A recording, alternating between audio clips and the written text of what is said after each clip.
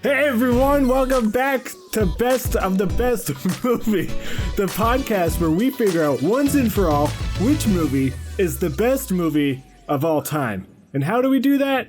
We take all 28 winners of the MTV Movie Awards Best Movie winner, I don't know how to say it, and we put them in a bracket tournament until we have one movie left, and that will be the best movie of all time. I'm Brett, joined by Dustin and Dylan, as always. Dustin, Dylan. I thought we were watching all the Crackle original movies to see which one was best. Yeah, that and that's it. There's a video game movie they did. Yeah, maybe we'll do a Crackle tournament soon. We do Crackle versus the IMDb movies. Yeah, anything new with you guys? No. Okay. Unfortunately, no update, no fun updates at the top of this show. Kit Kats in the room. There's Kit Kats in the room. And there's no fun updates? And you got Kit Kats in the room? Listen, we're working on a sponsor. We don't want to get too into it. I got Skittles. Whoa, enemies. Chocolate versus fruit. I don't want anyone to judge me. I don't eat this many Skittles, but someone That's your breakfast. That whole That's group. just breakfast. I hit the chair. Wow. So before we get into the podcast, I got 3 things I want to get out of the way first. I want to say. Number 1 is I forgot to say last time, though we probably will curse in these podcast episodes. I'm not going back and editing out all the curse words. Just deal with it. Be a man. Frick. Deal with our curse words. Number 2. You try not to. I don't care. Number 2 is that, like always, we will be going into spoiler territory with the 2 movies we talk about. Though, when it comes to Endgame, we will most likely be spoiling 20 movies with it. So Yeah. just a spoiler warning for all the Marvel movies. I'm even going to put Spider-Man Far From Home in there. Who knows? We might want to talk about it. So just all the Marvel movies are in spoiler territory. MCU movies. What did We're not going to talk about Elektra. Yeah, Hey, we might. I don't really want to talk about what is it, Punisher. Howard the Duck. Movie. The first Marvel movie ever. Okay. Blade Trinity. And number 3 is a little bit more serious, but I just wanted to put it out there that the movie Wedding Crashers does have a couple scenes that deal with sexual abuse and sexual harassment and homophobia and racism, kind of a lot. So if you don't want to hear about any of that, you just might want to skip this episode and maybe future episodes. But Brett, the rape is against a man, so it's funny. It's a woman doing it. That's basically Wedding Crashers in a nutshell. That was the tagline. It's funny because he's a man. Yeah, He's a big giant man. So if you don't want to hear about that, just tune out. But I just want to put that warning out there. So today we're going to be talking about 2006's Wedding Crashers versus 2019's Avengers Endgames. I don't know if that's the right years they came out, but that's when they won the MTV Movie Awards.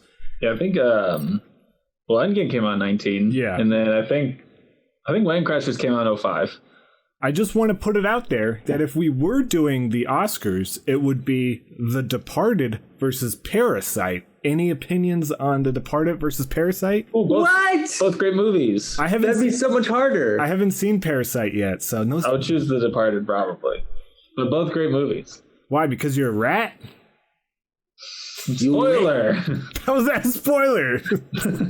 There's a rat in that movie. There's a literal rat in that movie. There is a rat in the movie. Okay. I know someone who was an extra in that movie. Whoa. You knew the rat? Yeah, I knew the rat. Well, that's not an extra. That's like top billing. What are you talking about? Well, he didn't have any voice lines. He didn't get a SAG card from it. Okay, so I say let's get into 2006's Wedding Crashers, which might have come out in 2005. Pretty sure it did. But The greatest film of 2006, according to the MTV Movie Awards. Before we get into the movie, let's talk about the movie awards itself. Do you guys know who hosted the 2000s? I was supposed to say I do, because I asked you. Oh, okay. It's Jessica Alba, right? Jessica Alba hosted And she became the second person ever to host the MTV Movie Awards and win an award. Ooh. Wow. Who was the first? I was about to say, do you have any guesses? It was only 2 years before. It took a while. Robert Redford. 2 years. 2 years before? Yeah, in 2004. 2 years before, in 2004. What do you think was the best? Will Smith? It was a girl. Oh shit! It was a girl. Jaden Smith? Wait, no, that's not. You think Willow? You think Willow Smith? Yeah. Who wasn't born? I'll just tell you, it was everyone's favorite, Lindsay Lohan. Oh, would not have guessed that. But let me just get into the MTV. So I watched both of these movie awards. Not in total. I skipped around. I wasn't going to watch the whole thing. Okay. But the opening for the 2006 one, it was a parody of Mission Impossible 3, the interrogation scene. I would have loved it more if they put her into the movie. Instead, they just did a whole like recast and more of a parody, where it was Topher Grace as Philip Seymour Hoffman wearing a Spider-Man hat. I don't know if that was before or after when it came out. That was before. And he was like, "Are you really want to host the MTV Movie Awards? Give me the secrets." I don't know what secrets he wanted, but he had Flava Flav hostage, and he was gonna shoot him with a water gun filled with his pee-pee. Wait, Tobey Maguire? No, not Topher Grace. Topher Grace had Flava Flav hostage, and he was gonna shoot him with his pee-pee, which it was kind of funny. But I do wish they put her against Philip Seymour Hoffman. I thought that would have been funny. But they did have a funny bit. Where's the rabbit's foot? They did have a funny bit where he was counting to 10, really intensely. And then he just goes, 9, 10, 11, 12. And then it all became about, she just kept being like, when are you going to stop counting? And he got up to about 700. And then it didn't have that good of an ending, but it was pretty fun. They also did a parody of King Kong. She was like selling King Kong real estate. I didn't think that bit was that funny. Sorry. And then they also you don't need to apologize. And then sorry. You don't need to be apologized. Then they also did everyone's favorite Da Vinci Code parody where Jimmy Fallon played Tom Hanks. Get used to me saying Jimmy Fallon. He shows up in every movie awards, even when he's not okay with it. Yeah, he's funny. I'm just saying he shows up in almost all of them. And he's hosting 05. Spoiler alert.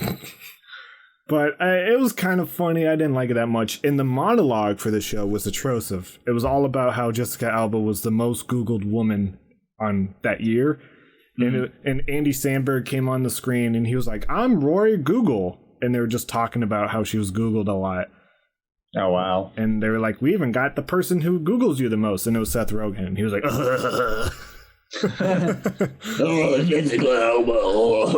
So I don't think anyone. Hilarious. I'm not sure if people like me going into this much detail of the show, but I think it's Who cares? I think it's fun to look back at these movies. Yeah, we do what we want here. Recap. Let me go over the winners real quick of the 2006 movie awards. The Silver Bucket of Excellence, which I don't see that bucket go out too often, went to They just make up a random category every year that's only for that year, basically. But that went to Do the Right Thing, which did not come out in 2006. No, Do the Right Thing came out. In the 90s. You're talking about that's 93, 94. That must have been like a legacy award or something. I'm guessing. The Generation Award went to Jim Carrey, so that's good. The MTVU Student Filmmaker Award went to Joshua Cadwell. Who cares? I don't know. That's fun. Yeah. I don't know why they put Best Kiss so early, but do you have any guesses? I'm sure you guys know. Who won Best Kiss? Who kissed in The Departed? That whatever that was. The Rat and Leonardo DiCaprio. The winner went to. I remember this one in my mind because they famously did not kiss at the awards because usually the Best Kiss winners kiss, but it was Jake Gyllenhaal and Heath Ledger couldn't make it to the awards because he was dead. He was alive at the time. Oh, okay. Wow, you were way too excited about that. But I think this is fun. They beat out 2 people from Sky High. Sky High was up for Best Kiss. Whoa, Sky High? I don't know why. Did they have a romantic kiss in Sky High? They must have. Well, who is it? Mary Elizabeth Weinstein? No, I don't even want to go after their names. Panna Baker, Danielle Panna Baker, and Michael. I know that kiss now. I remember it. I'm a Sky High fan.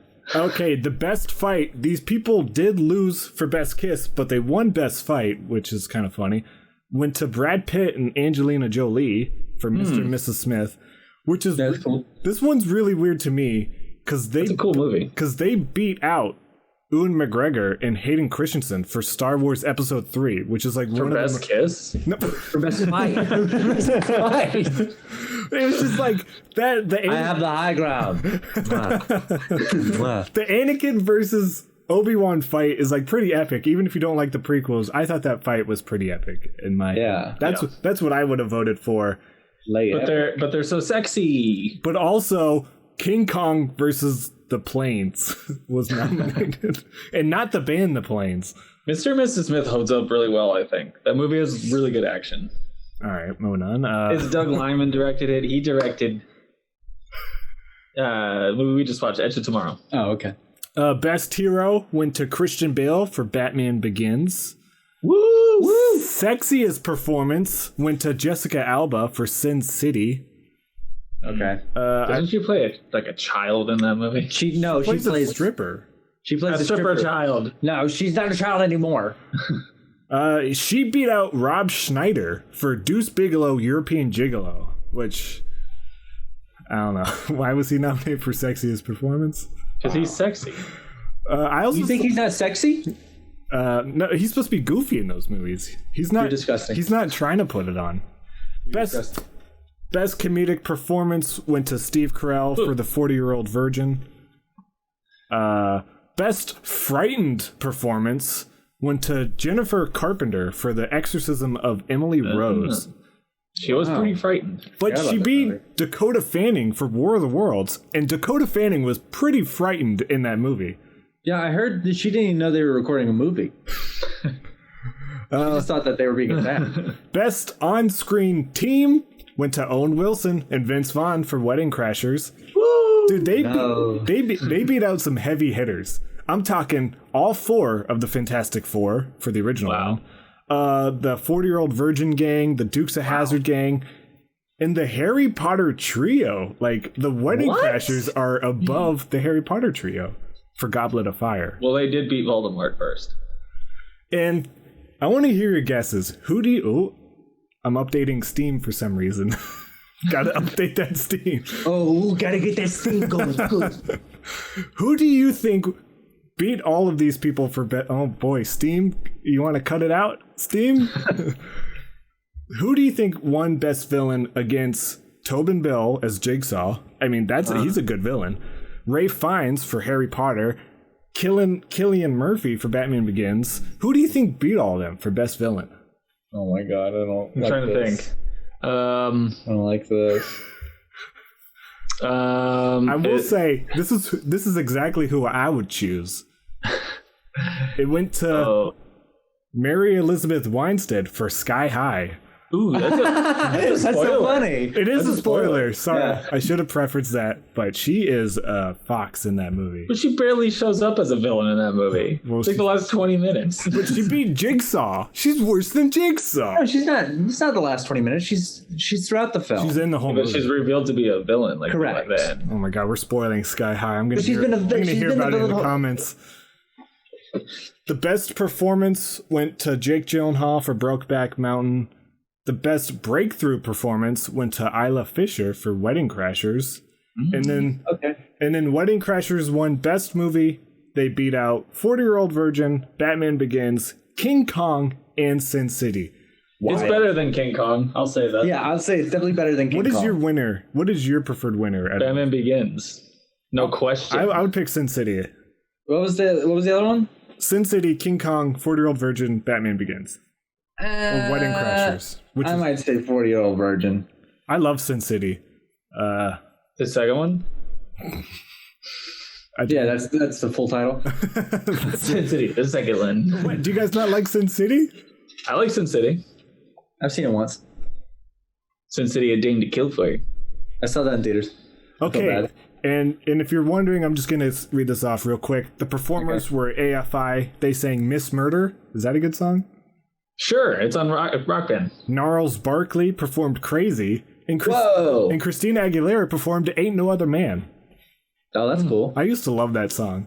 Ain't no other man can't stand up next to you. Big night for Wedding Crashers. You're the kind of guy gets back. I don't know the rest of the lyrics. All right, so let's get into Wedding Crashers. Wedding Crashers. Sorry, I do like. Before we go any further, can I ask? This is a bit of a debate in this house. Isla Fisher or Rachel McAdams? Are we talking in the movie, the characters, or just like that? No, not the character. Okay, because that would be very ezy in my opinion. Yeah, that's a super easy question in character. Isla Fisher. Are we just who do I want to be my girlfriend if Katie gets shot in the face? Yeah, like Katie gets dragged behind an F-150. And gets shot in the leg. My answer for both is Rachel McAdams. I was going to say Rachel McAdams. Oh God, Isla Fisher, man. Okay, Dustin. Imagine. I'm glad you broke the tie. Imagine this. You got it in with Isla Fisher, right? And you're starting to take her to the bedroom, right? And then Wait, I already got it in, but now I'm taking her to the bedroom. No, you got it in. Like you got it. You had a good date. Okay. She's about to say I love you. She's really into it, so you're not taking advantage of her or anything. I don't want nothing bad happening. But you're about to take her to the bedroom. What goes through your mind? The part from Scooby-Doo where she got hit in the face and she has a scary face for a second. There's no way. I'd be too spooked. God. Oh, well, if that's the case, then I changed my answer. What did you think about this movie, Brett? So I remember Wedding Crashers. I'm not sure if I used to watch it all the time. I guess it used to be on TV all the time. And I guess I did used to watch it. This used to be this was like a hit. Like this was a big hit. It was pretty big. It was a big movie. It has a great cast. It lots of funny people. I mean, Christopher Walken. Bradley Cooper, his breakout role. When you think of R-rated rom-coms, this is totally one of the first ones that pops in my head. But this movie just does not age well at all. It's just like, oh my God, what is happening in this movie? There was I will say I want to get the good things out first. I do like Owen Wilson, Vince Vaughn. I think Vince Vaughn is super funny. I mean, I was gonna say that too. One of my points of this movie is that Vince Vaughn's humor, maybe not necessarily the subject matter, but his humor is aged well. Yeah, just the way he really talks. Yeah. It made me realize I want him in movies again. I'm not gonna spoil it, but do you remember that movie, The Watch? Yeah. There's a Russian doll scene where he is figuring out what a Russian doll is. You know, where you open a doll and there's another doll inside. And it's just a scene where he's just playing with this Russian doll. He's just like, oh my God, it just keeps and he's just very funny. I think he's just naturally very funny. That's not a very funny movie though. No, I said I wasn't gonna spoil it. Yeah, that movie, I mean, not to get stuck on The Watch, but I think that movie is one of those classic, great cast, great everything, just didn't come together well. I mean, it's just... But Wedding Crashers at the time did come together well. And I'm going to say controversially that despite one or two scenes, the movie wasn't that problematic. But it was every other scene, another horrible thing would happen. I don't think it was well, that's the thing. I think the things that were problematic in it were so bad, so fucking bad. But even I don't know, but can we just get it out? Can we get it out? Okay, so this is the big thing is that Vince Vaughn, he attracts the attention of Isla Fisher's character, who is, a little cuckoo, and in the middle of the night, she ties him to his bed post and she rapes him. Mm-hmm. And then when she goes away, her brother... She didn't untie him. She did not untie him. That's so mean. Her brother, who the whole family makes fun of for being queer, then comes in and attempts to rape him again. And luckily, this is stopped before the father comes in for a moment. But which that scene is funny because he looks at the ropes. And that's really funny. That's very funny in how he just didn't care. He was just like, "Oh, you're all tied up. See you later." I don't judge. I think the funniest moments to me were the smaller moments. Yeah, there was a really great part during the football scene where Vince Vaughn keeps getting tackled by Bradley Cooper, and I thought that was very funny. And it was even funnier that Owen Wilson was never watching. So they're playing touch football, but every time he turns around, Vince Vaughn is just on the ground. And he's just like, what's going on? It's touch football. You should not be getting hurt this bad. I thought, is your friend okay? And Owen Wilson, he's fine. I thought that scene was very funny. Though I think whenever Vince Vaughn is like talking to another character that's not Owen Wilson, I think he's so on point, and he's so funny, and his lines are great. His delivery is great. I would have loved. I hated Owen Wilson in this movie. Really? I thought he was just Owen Wilson. I don't know. I guess I just don't like Owen Wilson that much. And in this movie, it's just like him with Vince Vaughn. I just don't think their chemistry worked at all. My theory is that it was originally meant to be another Jon Favreau and Vince Vaughn movie. And then he couldn't go. Yeah. He couldn't do it. He was directing Zathura. But I just think it's a miscast. I think with someone who's so quick-witted and so funny and so fast as Vince Vaughn, having someone so slow, I mean, like Owen Wilson's very slow in his delivery. And he's I think a lot of his delivery is like being charming. Who would you cast? Ben Stiller or God, Ben Stiller would have been great. I know. I mean, him and Owen Wilson and him and Vince Vaughn have done a lot of stuff together, so I didn't know. When I think of Owen Wilson and Ben Stiller, their dynamic in the Meet the Fockers movies is like Owen Wilson is like the smooth talking guy, and then Ben Stiller's like the fast, anxious guy. And then the same with Starsky and Hutch, the exact same dynamic. Right. I thought, I don't know, I guess Owen Wilson didn't bug me. I think what bugged me most about Owen Wilson was him and Rachel McAdams are flirting so hard and so like in front of everyone. It's just like I would just be so uncomfortable. Like, I don't know, it made me really uncomfortable. I was like, you guys are just straight up flirting in front of your whole family, and like they're not even made like they're playing football and they're like, hoo-wee. It's just like, it's so weird. I don't know, it bugged me a lot. Yeah, it's kind of a really well, first off, everything that they do, these guys are not heroes. Not at one point do I ever feel good for them. No, they're the anti. The ending was not, I don't know, like satisfying. The ending confused me. So at the end, Vince Vaughn and the other girl get married, and then at their wedding, Vince Vaughn and Isla Fisher get married, and then Rachel McAdams breaks up with Bradley Cooper, who's like a dick, an abusive boyfriend. It sounded like you said Bradley Cooper, like Cooper. Yeah, like you're a little kid, like Bradley Cooper. Bradley Cooper, my favorite actor. Oh, he plays my food. And then they run off together. Yeah. In their like just married vehicle or whatever, and then they're like, "Hey, let's go crash a wedding." They didn't learn. Wasn't the point of crashing weddings to like hook up? It made no sense. They didn't learn anything.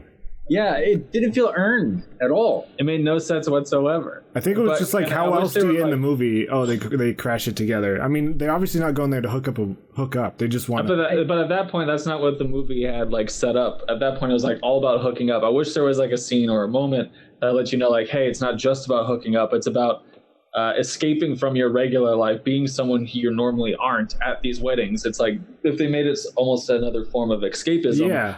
But they never discussed that in the movie. I think a way better ending would have been we're at Owen Wilson and Rachel McAdams' wedding, and then two wedding crashers come in, and they get to be the guys who like see the wedding crashers, and he's like, "Come on in, man," and like they're just like, they let him in. They let him in, and they like try to like guide them to a better path. But it's just like it's so fun. It would have been so much better for them to be on the other end of it. Yeah, that's what.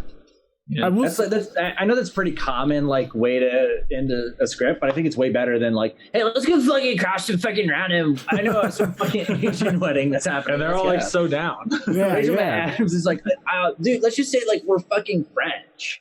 It's like, but I will say, the classic cameo with Will Ferrell is still pretty funny. I was about to say, pretty great. Will Ferrell like kills it, and this is like at height Will Ferrell like fame. Like, it was perfect. So his cameo was a big surprise at the time. Yeah, Katie was surprised. Funny. Katie has never seen this movie before, and she was pretty surprised. How'd she feel about it? She did not like it, but it's romantic. She thought some scenes were funny. That funeral scene, holy shit, that was so funny, man. Whenever Will Ferrell's on screen, it was so funny. Also, just seeing Owen Wilson, that was a really great scene for Owen Wilson because he's just like, what the fuck is happening? I think, seeing someone else do it, he realized, oh, crashing this stuff is horrible. But then again, at the end of the movie, they just do it again. So I was like, They didn't. Can we talk about how they poisoned Bradley Cooper? Like, they made him a Bradley Pooper. They're like, oh, let's do the eye drops. Dude, so if a boyfriend is shitting his pants, then she'll cheat on it with me. He's like, let's do the eye drops, right? He doesn't do like one drop of saline. He does like 20 drops. Yeah.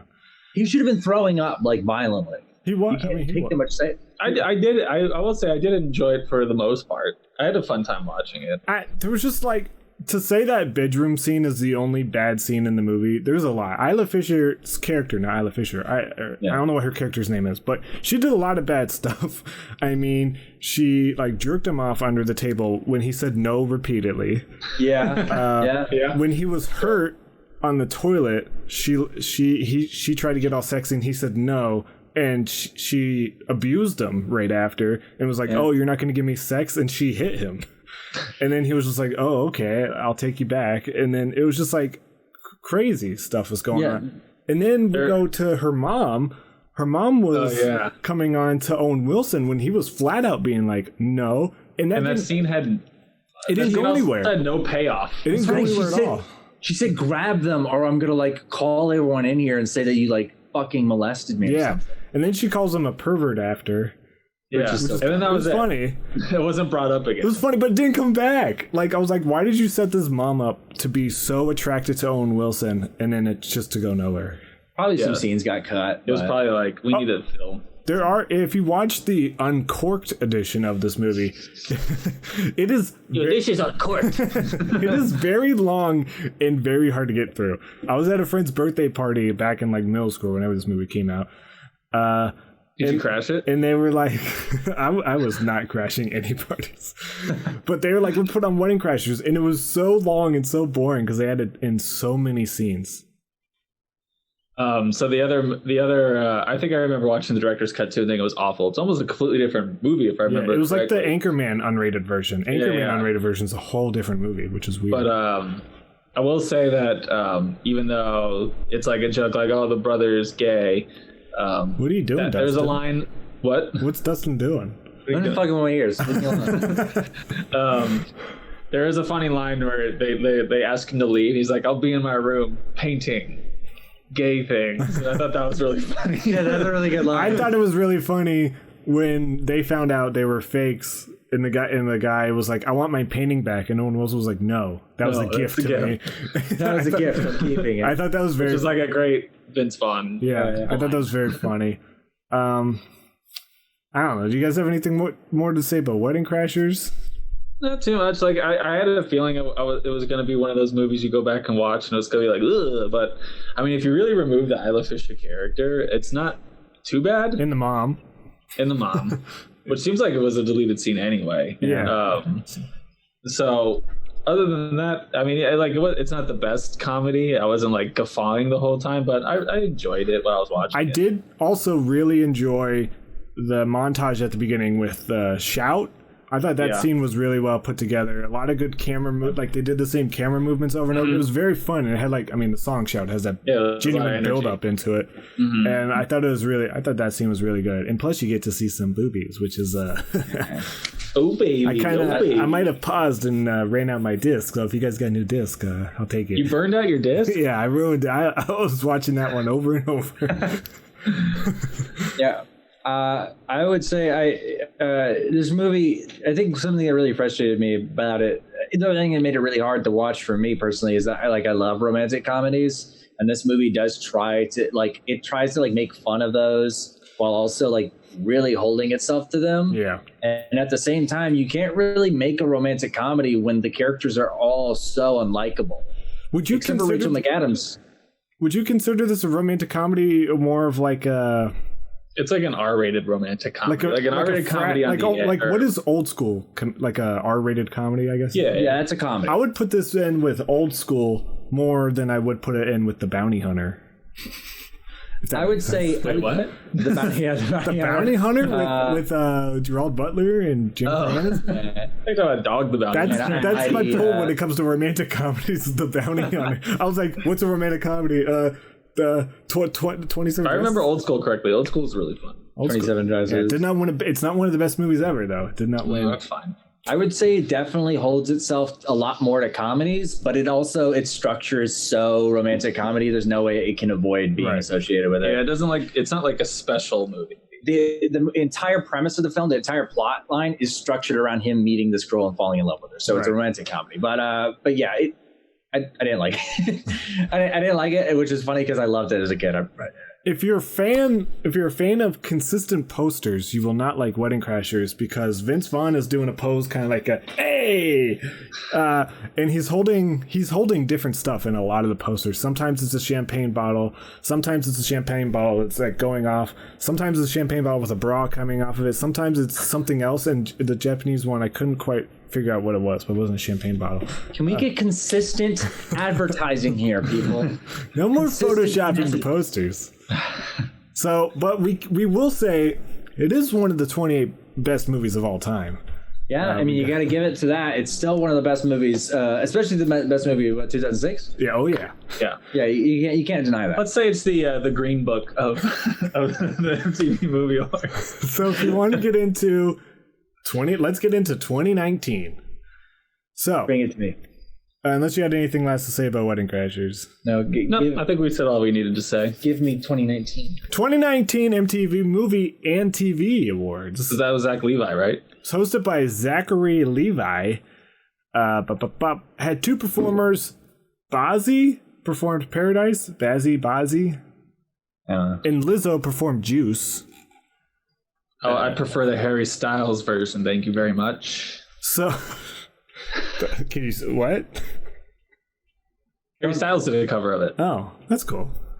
Download it here. It opened up with Zachary Levi did put himself into something. Dylan, you talked about this on our episode 0, but he didn't put himself into a movie. He put himself into Game of Thrones. Yeah. Which this might have been more funny if you watch Game of Thrones. I don't watch it, so it didn't mean that much to me. It was just kind of Zachary Levi being like saying crazy stuff, reacting to them. The only thing that made me laugh, and I'm embarrassed by it, but he was being executed or something by a bunch of them. I don't know what was going on. And you laughed at that? and Zachary Levi died. Zachary Levi's just standing there, and you hear a fart noise, and Peter Dinklage comes up and goes, "It was me." And I was just like, what? and then Zachary Levi goes, "Thanks for being honest." And I thought that was funny. It meant nothing to me. All right, let's get in. It meant nothing. Let's get into it. The MTV Trailblazer Award went to Jada. Oh, I didn't talk about the monologue. The monologue was all about how he was a geek in high school.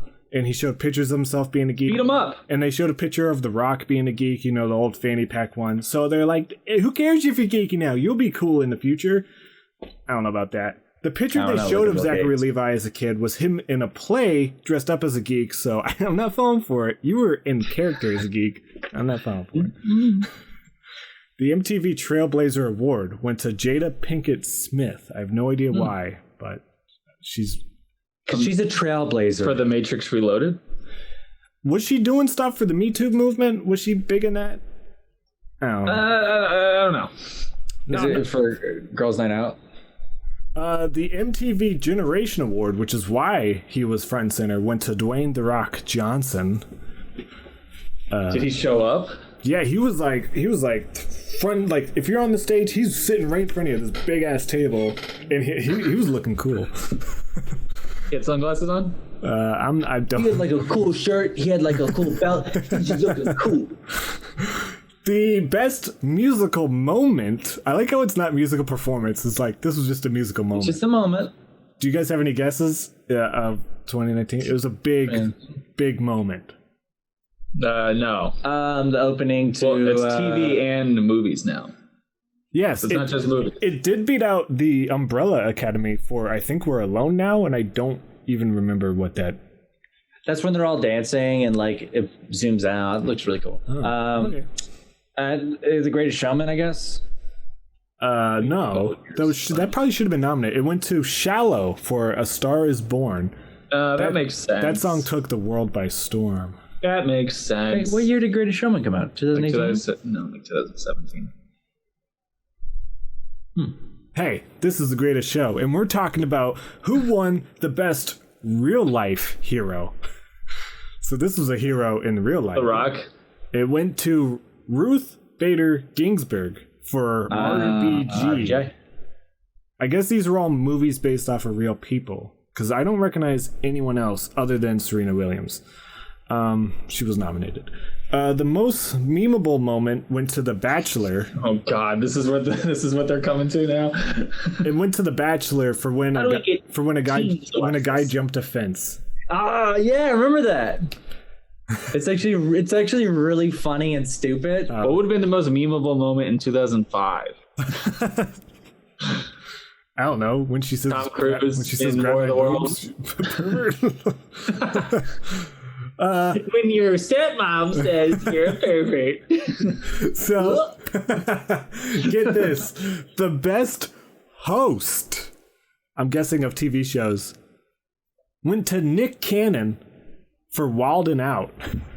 Wow, that should have been a category in a winning in 2006 awards. And you know what? He beat out Nick Cannon for The Masked Singer. Dude, these hosts suck. And I'm not sure they suck, but Gayle King for CBS, Trevor Noah, he's pretty good. RuPaul, I don't really watch Drag Race. But I mean, come on, Jeff Probst for Survivor? Jeff Probst is I know I'm on a Survivor binge, but he is a great host. He will not take any bullshit. I'm sorry, I thought Jeff Probst should have won. We should write him in. The people We choose. should have.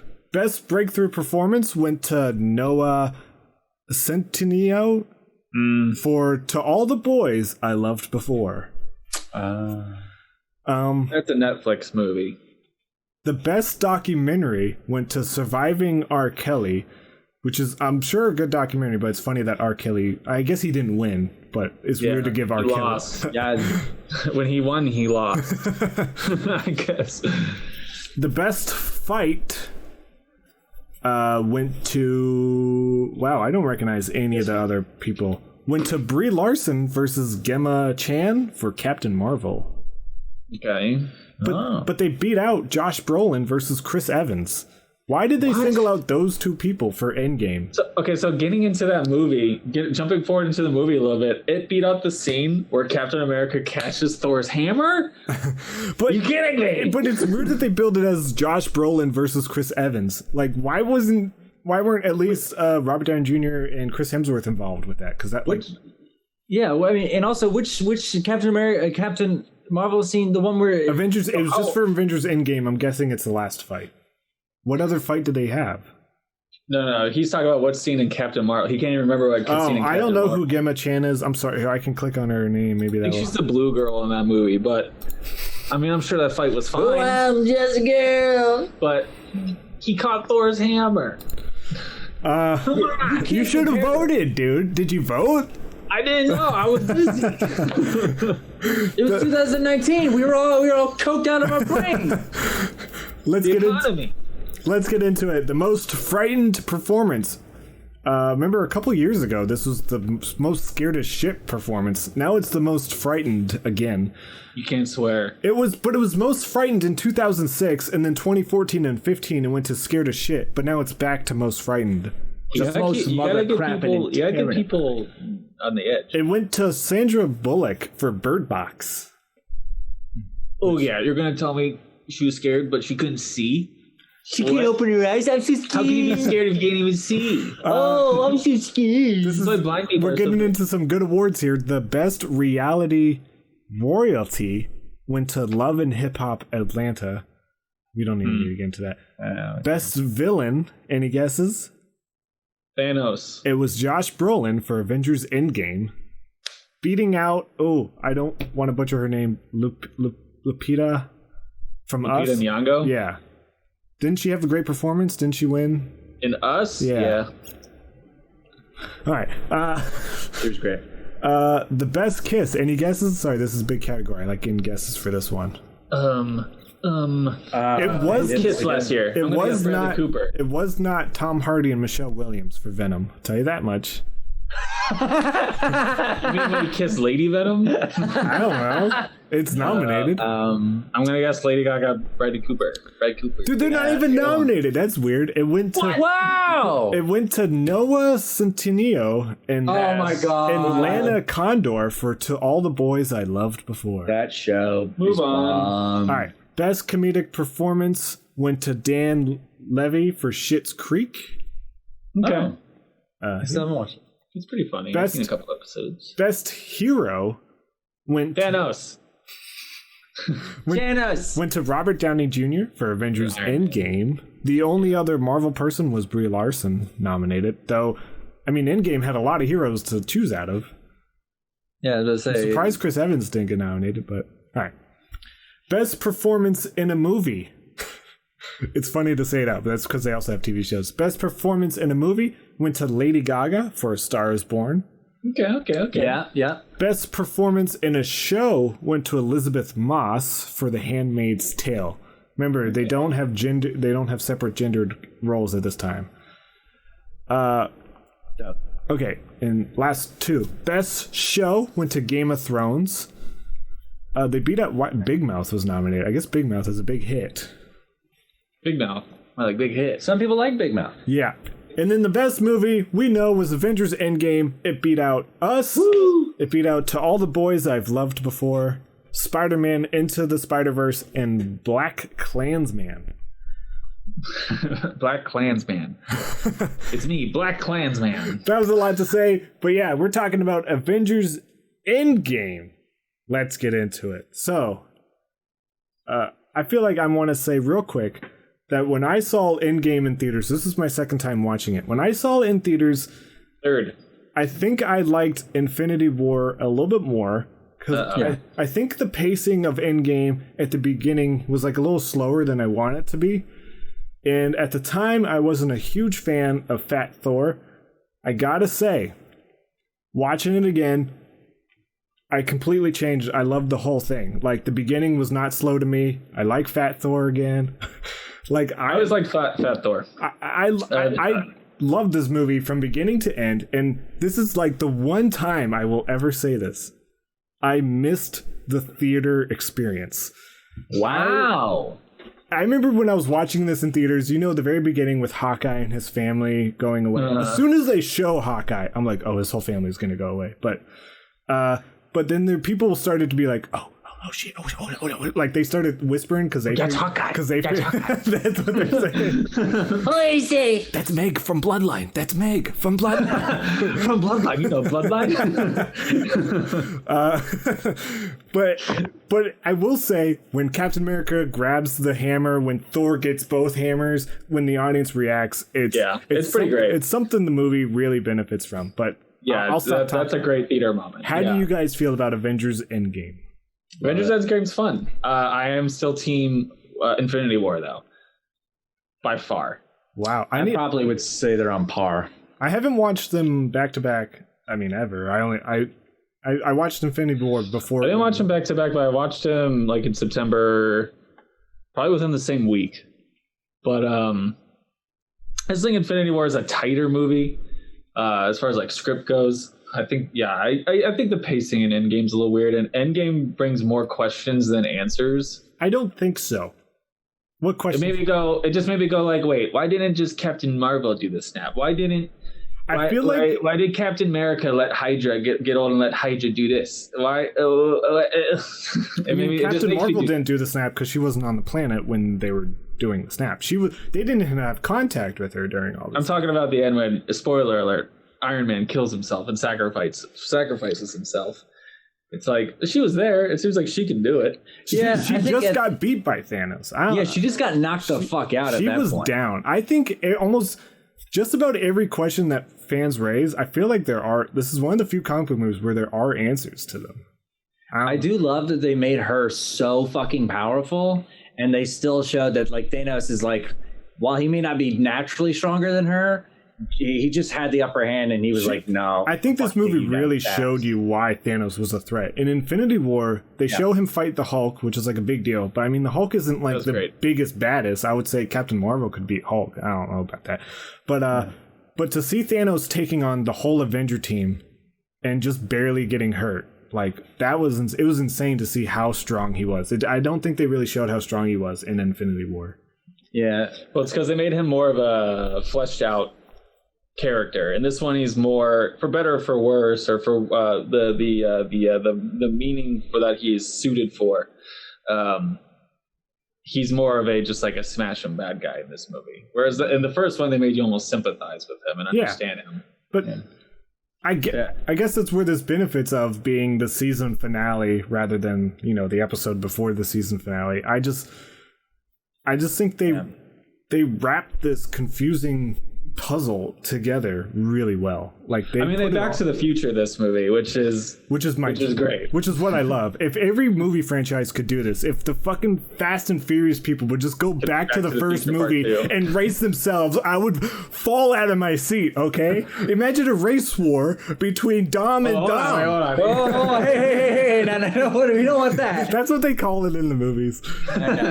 But yeah, imagine like Dom going back and like taking a pink slip from himself and like being the first race he ever lost. The only person who can beat Dom is Dom. But God, this writes itself. I don't know. But yeah, no, this is definitely like an event movie, like a sporting event. Because I remember when we saw, and he caught Thor's hammer, dude. Like we like screamed. We were losing our minds. This movie is because you spend like 9 movies understanding up until that point, or I don't know, 10 years. Almost understanding like what it means to hold Thor's hammer. So like that's 10 years of like satisfaction. And they build it up too. Like in Avengers 2, you see him kind of lift it up, and they tease it just a little bit. It all just paid off so well, I think. I also really love the theory that he's always been able to lift the hammer, and in Age of Ultron, he goes to do it, and then he realizes he can lift it, and he just readjusts so that way he can look like he's not. Yeah, he's just such a nice guy. He's such a nice guy. He like sees Thor's face and he's like, I can't do that. I've always been a fan of Fat Thor. I never loved, but I get it, Smart Hulk or Professor Hulk. Yeah, he's not my favorite, especially when he says dab, but... When he says what? Dab. Dab. When he's like, he said dad. I'm like, who did he call dad? He's like, hey, daddy, come on. You gotta fix the machine. I will say, it's going to be hard to talk about this movie without talking about Infinity War or other movies, but I put a spoiler alert for other. Sure. I will say that both movies at one point in time kind of become like Guardians of the Galaxy 2.5, because the Guardians play such a huge role in Infinity War, and then this one is such a Nebula movie. Yeah, she's takes up so much screen time. These people have the most connection to Thanos, so I think it makes sense.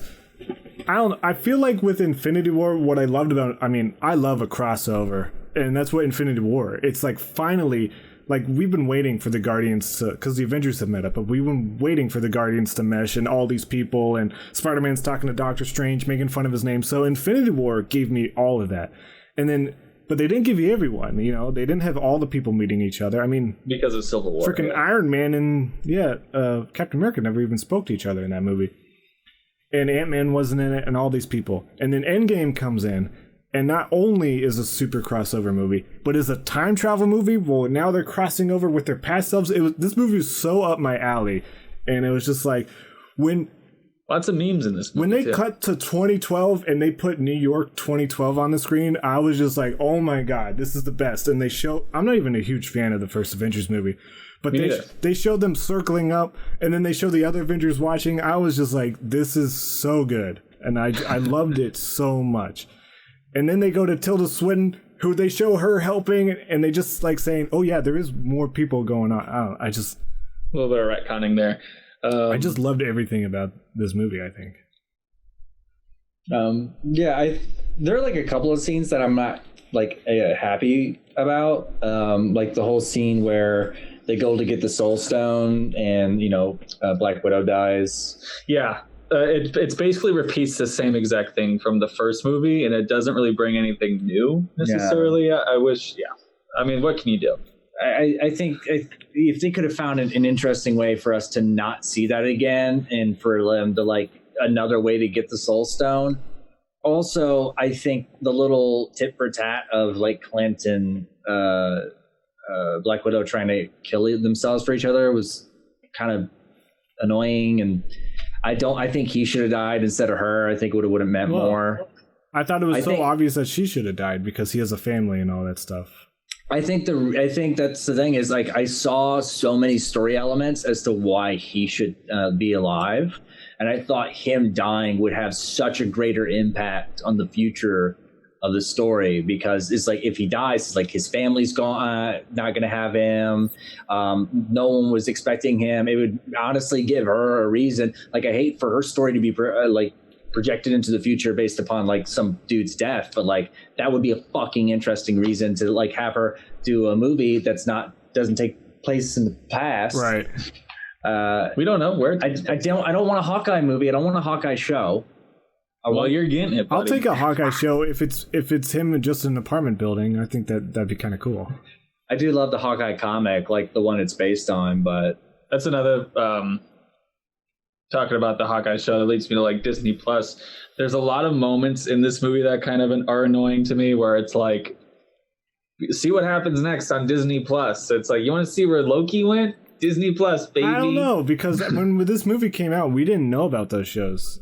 Right, but they did. They did. But so when Loki, if we're just watching the movie, if we just see Loki go away, I'm just like, oh, that's just really funny. I just thought that was hilarious. So like, they screwed up this. Also, they screwed up that timeline. Like Tilda Swinton was like so worried about like, oh, you need to get these stones back, but that timeline is screwed up. Like she doesn't know about it. Maybe. Well, I guess in the Loki show, we'll see what happens. Maybe Captain America can put the cube back. I don't know. Did he even know? Well, that's what he went back and he did, and then that's arguably the most annoying part of this movie to me is what happens to Captain America. Why? See, I love it. Yeah. I don't. It just makes me go like he let all these things happen. Like it doesn't seem like in his character. He like knows Hydra's gonna rise up. He's like, I gotta let it happen. I'm not Captain America anymore. It's just kind of. But he was supposed to give up. Yeah, I don't know. But he did. Yeah, I wish he would have died. I wish him and Tony Stark would have died together. I think it's what? Hugging? Yeah, sure. Why not? I think it would have completed their arc. I think if he would have died as Captain America, I think that it would have completed an incomplete story arc, because I think his story arc has always been that he's always put himself at risk. He's always put himself last. He's put America before his life. And then finally, like, he has an opportunity to take what's his. Like, he does it. He could have gone for it. Like that one scene where he sees Peggy. And I love that scene. And he's like so heartbroken that he has to leave again. When he goes back, and like the typical, I fucking love the typical argument of like, he let 9/11 happen. But it's like, I mean, he did. but it's like you can't change the past. It's something else is bad is going to happen. Yeah. He can make whatever excuse he's going to make, but the reality is, it's in the end, it's going to be okay. Because if he stopped 9/11. He might not have been able to stop Thanos. Himself in the first movie. He could have sacrificed himself in this movie. Like, him and Iron Man could have, with their differences and them splitting apart, could come together with sacrifice. I think it's a great opportunity. I think reality is they switch. They both go. Their storylines crossed, and now they've ended differently. Where like Iron Man does the sacrifice, and Captain America gets to go home and lives the happy life, quote unquote. Selfish, not selfish. But he does the thing at the end of Iron Man where he's like, Iron Man. I guess 3 is the one where he's like, yeah, fuck it, I'm not going to be Iron Man anymore. Yeah. That didn't stick, but... But this is the second week in a row where Katie cried watching one of the movies, I will say. What did she cry at? Well, she cried at Wedding Crashers. The jerk off under the table scene. You never jerk me up. Or she cried at Avengers. I mean, obviously the Tony Stark reading his like hologram message to his family, the I love you 3000 thing. That also reminds me. I'm sorry. One last scene I hate. The Gamora. Just what part? Fuck all her character development. And she's gone. Yeah. I was like, come on. That sucks. It's funny that they have to develop this relationship again, or maybe not. 3 movies, or I'm sorry, 2. Yeah, 3 movies. Infinity War. Yeah. I think it's fun. I think. What are they gonna do? Just be happy together for the rest of their lives? It's fun. I like the idea of her going missing. I don't like the idea of them being like. Out of context, that just sounded funny. It's just like talking about someone like Kim. Yeah, I like the idea of her going missing. I think they've got with Gamora with Nebula. I think with Nebula now like being cool and stuff, I think they could have like written a way where like her and Gamora have to go away and they don't tell Peter and then they have to find them. But then they wouldn't have had any ladies on the ship. That's bad. They had one. Mantis. Yeah. What does Groot identify? And then so if Captain America does what he does, and then that leads me to the second thing that bothers me most. Why didn't he give the shield to Bucky? Okay, Bucky's a terrorist. He's like, yeah, but that doesn't not to him. He's the whole reason there's this divide in the franchise for 4 years or 3 years is because of one movie where he's like, I gotta help my friend. But the whole world sees him as a terrorist. I don't think it's ever been turned anymore, around. Though. What?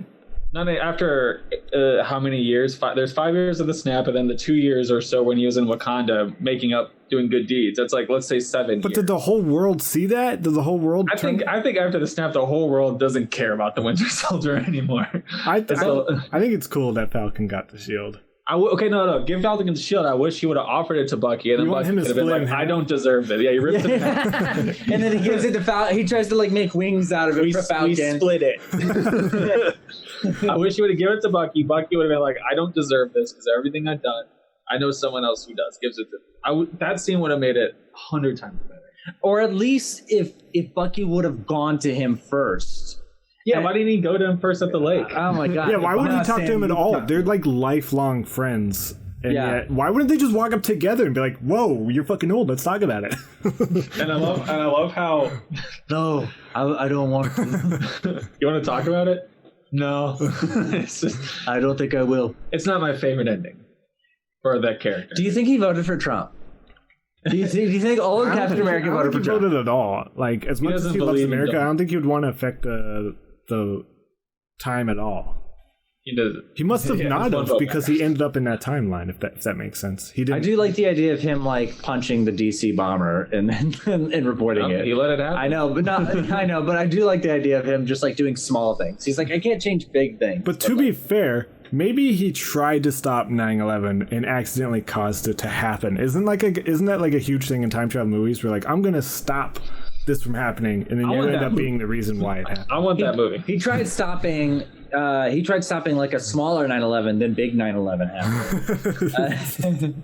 You work for big 9/11. Okay, terrorists. Let's put together a real small 9/11. Okay. He accidentally Captain America accidentally destroyed Building 7.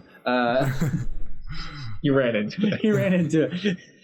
I don't know. He was stopping Crossbones there. I gotta ask you guys, was there any moment in Wedding Crashers that you reacted the same way as when Captain America grabbed the hammer? Was there any moment where you guys were like, yeah? When Vince Vaughn was getting raped by a hot woman, I cheered. Oh no. Yeah, have you gone back and listened or like watched those videos from a year ago? Or like when people's reaction in the theater? It's pretty great. Yeah, Wedding Crashers. Yeah, it's pretty great. They're like, yeah!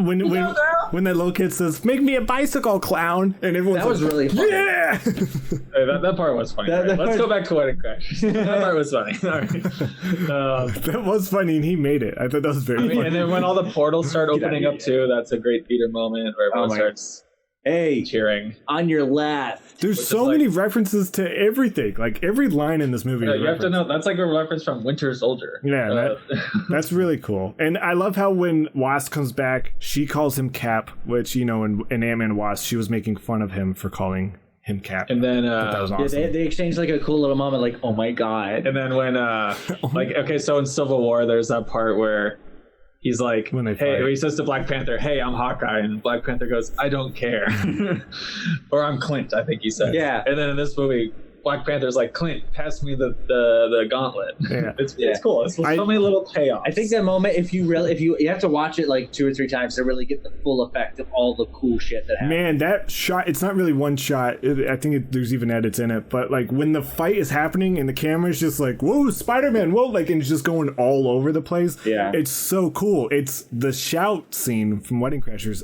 for Endgame. times a million. Times a million. It's so cool to see them all working together. And it's like Spider-Man's working with what's Tessa Thompson's character's name? Valkyrie. It's so great. And he's like, and the Russos figured out how to make, I would say Infinity War even more so, but somehow managed to make both movies work with so many characters and so many people working together. There's lots of like little great vignette moments for each character. Like Scarlet Witch gets to have that really fucking cool moment where she almost rips Thanos in half. I love when she says, "You've taken everything away from me," and he's just like, "I don't know who you are." Who are you? I thought that was so funny. Yeah, that's a really fun. Like, it's kind of like, damn, oof. Yeah, damn, bitch. It's like the iciest burn. It reminds me of that Street Fighter quote, which is. You'll always remember the day that Vega graced your village, but for me, it was just another Tuesday. I don't know that. I thought Abraham Lincoln said that. You'll always recognize. So, I still appreciate the scene, but where they mention Hot Tub Time Machine and Sebastian Stan's in Hot Tub Time Machine, who plays Buggy. But that scene to me is. It seems like they try to like explain time travel, but I still feel like they don't do it. I thought that the first time, but I felt like I was like really listening this time. No, you have to really listen. And I was like, it goes so fast. I was like, I think they are describing it as perfectly as like I would think time travel is real. I think they're basically doing the Back to the Future. It's funny, they're making fun of Back to the Future, but they are just doing Back to the Future. Where it's just like, if you go back in the past and you change it, you're making an alternate reality. The only thing with Back to the Future, he continues on with that alternate reality and enjoys it. It just worked out for him. So they're saying that's bad. We want to stay in our reality. So it's funny that they're shitting on Back to the Future, but also agreeing with Back to the Future. I feel like every time travel movie has their own sort of rules. I think Looper just does it best, where they like try to explain rules and they're just like, don't worry about it. I think it's fun. I was just about to say, you're about to bring up Looper, aren't you? Yeah. I thought they did it best because it isn't. They can't just, because if they don't have all those rules, then yeah, just go back and kill Thanos and everything's done. I really like that they had to set up all that craziness to be like, no, we can't just go back and kill him. I mean, it's crazy that this 3-hour movie doesn't feel like 3 hours. Yeah, Wedding Crashers feels longer than Endgame, I would say. And it's more than 2 Endgames, I bet. Endgame is so long, but so enjoyable. And then that funeral scene is so good. Even though they all weren't there. They all were. I thought they weren't. Yeah, that's what's crazy about that. Even Robert Downey Jr. was there. Yeah, he was underwater. No, they were all there on set, and they said it was like the hardest thing to schedule, and they had wedding decorations everywhere, so that way in case any press came, they would think it's a wedding scene. That's why Robert Downey Jr. was there too. So they were just like they hate spoilers, and I love them for that. Dude, the people who make the trailer for this movie, they should be given an award. Because it's crazy. They edit that trailer so much so that way they don't spoil a thing other than that, they're in the movie and they fight Thanos. But like the fact that they put Ant-Man in 1984 to be like, oh, is he in the past? And they freaking CGI the shield to be whole. They take the Hulk out of scenes. They take Fat Thor out of it. The trailer they do it in Infinity War too. The trailer makers should be given an award. I love them. Star Wars is the opposite, where they just kind of, they don't spoil anything, but they just don't show anything, which is cool. They're like, we're going to show you everything. We're just going to docker the hell out of it. They're also the opposite, where they make bad movies instead of good ones. I like Force Awakens. I love Force Awakens. I've been watching it with Kelsey in order of release. I think we're going to watch Attack of the Clones tonight, possibly. Anyway, I was telling her after I watched Empire, I was like, I think Force Awakens is my second. The show Empire. Oh yeah, we watched all of Empire. And I said, by the way, we should probably get back to Star Wars.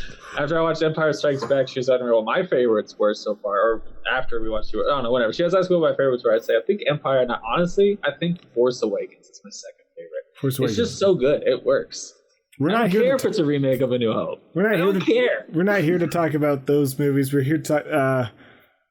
So, any final thoughts about Endgame? Wedding Crashers wins my bet. Oh God! My final thought is I was surprised because I liked this movie when I saw it in theaters, but watching it a second time, I loved it. It gets better. It went up, and I was missing the theater experience, which is very rare for me. I hate theaters. I think they should be demolished, and I think people who go to theaters are stupid. I saw Deadpool 2, and there's a little kid in front of me on an iPad the whole time doing Sudoku. Was he watching the first Deadpool? Trying to catch up? And I'm like, why did you bring your kid to Deadpool 2? And he doesn't even want to watch the movie. I was so mad. Yeah, the only time that movie was bad as a theater experience was the beginning. Like you said, everyone's like, oh, that's Hawkeye. Oh, that's Hawkeye. Oh, it's more when they're figuring it out. That's what bugged me. When Hawkeye is like playing bow and arrows with his daughter, and they start to go, uh-oh. Like they dude, any movie where people are like, oh, this is gonna happen. But like Darth Vader's gonna come. But like I don't know, it just bugs me. Like, oh no, I'm not the smartest when it comes to You're gonna get snapped. I'm not the smartest when it comes to predicting endings or anything. But as soon as they showed Hawkeye, I was like, okay, his whole family's gone. And when like he's like, hey, where's my daughter at? Everyone's like, oh, did they? Like, and I was like, how did you not figure that shit out as soon as they show Hawkeye? That's a great movie or a great scene. It is a great movie. That should be a whole movie. Him being like, he's running around the woods for 3 hours. It's like the movie Taken, but his daughter's just gone. Dude, something about the hold on, wait a second. What if we make Taken 4 where his daughter gets snapped, but he thought she was taken, so he's like trying to find her for like 5 fucking. It takes him way too long to figure out the snap, or he's a snap denier for like 3.5 years. I never thought about that. A snap denier, like. Oh my God. There's like and then finally he comes around. He's like, "All right, I'll kill the Yakuza." The snap is a democratic host.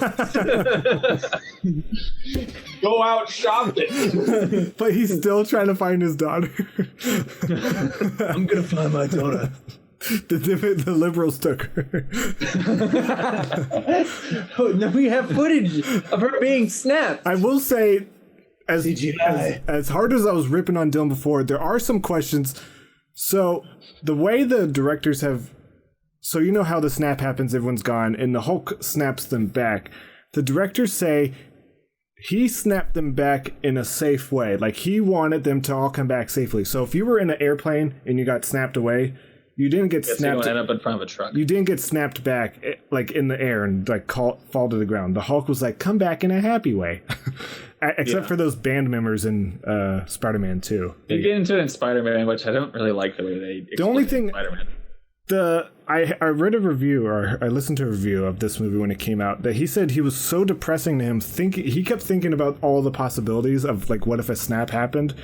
He was like, let's say, talking about the Russos? No, some reviewer. I don't know. Oh, okay. He was saying, what if you're driving a car with your family and you get snapped and your family doesn't? And they just like drive off a fucking cliff. When the Hulk brings you back, you're just going to come back to a dead family, no house, no nothing. And it's just like, oh, okay.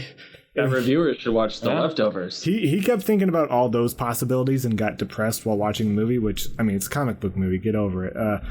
Maybe Hulk brought all those people back too. I don't know. He could only not bring Natasha back because she did the Soul Stone thing. Well, I'm pretty sure in like the specifics of what he was doing, he was trying to bring back all the people that were affected by Thanos. Because he does make it pretty clear that he tries to bring back Natasha, but he's like, I couldn't feel her. And it's like, so it's obvious that like when he has the glove on, he has control over feeling all that. I'm pretty sure like he's going to bring back your dumb family who couldn't like grab the wheel and you get zapped out of the driver's seat. He brought back the dead patient, the patient who died on the table when this surgeon got snapped. I will say another theater experience, like a shocking moment in that movie. I know we're trying to wrap up. That scene where Ant-Man gets blown up.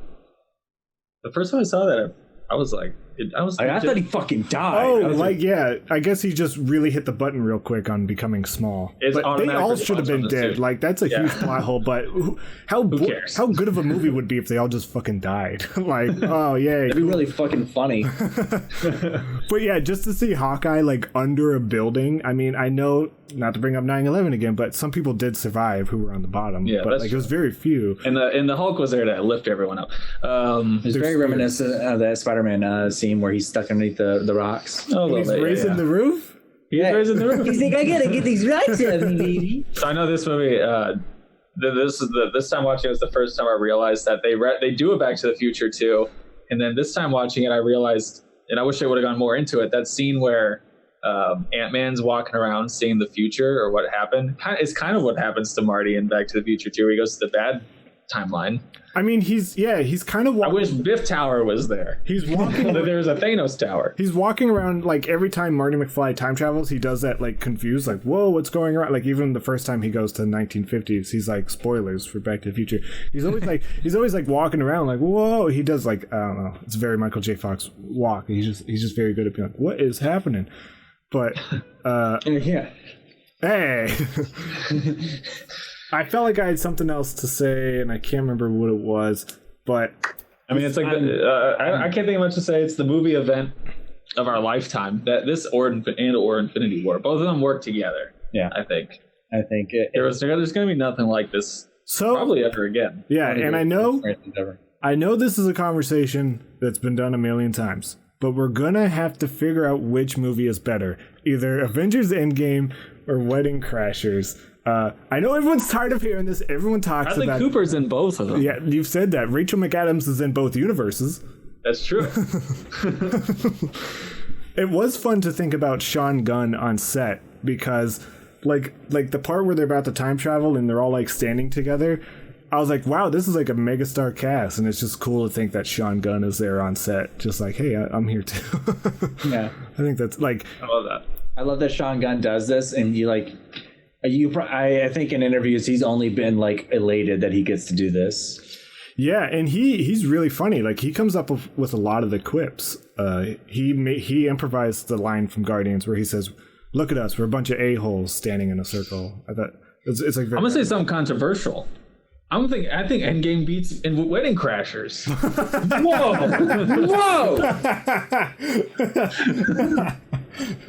Guys, my official vote is not from 2006. It's Avengers Endgame. Sorry, Dustin, we beat you, dude. Well, my vote doesn't matter, and you'll never know which one I You gotta tell us a vote. We gotta put it in the stats. Okay. For goofs, I would say, I'm gonna Endgame. I'm just gonna say Endgame. All right, no goofs. I want to preserve the stats. So that means Avengers Endgame is moving on.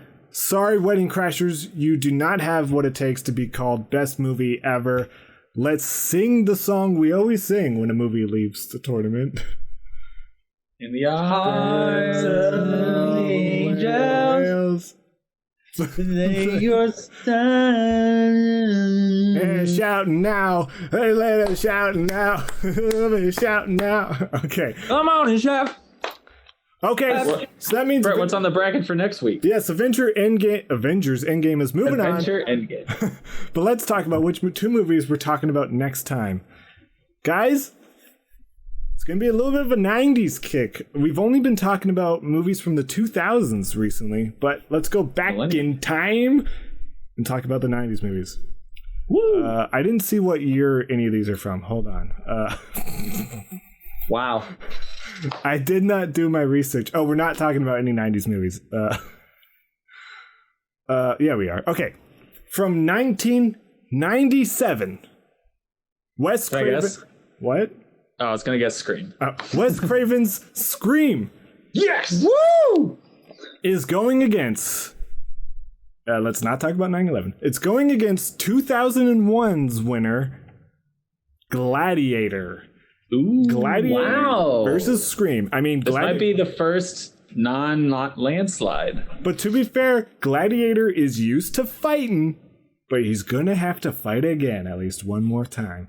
It's Gladiator versus Ghostface. I've never seen Gladiator, so it's gonna be fun for me. Oh. It's good. I haven't seen it, and I haven't seen either one of these movies in years. I haven't seen. Well, I have seen Scream. I screamed. It's a Scream. Yeah. So Gladiator versus Scream. Get your 90s and early 2000s shoes on. Get ready for next time.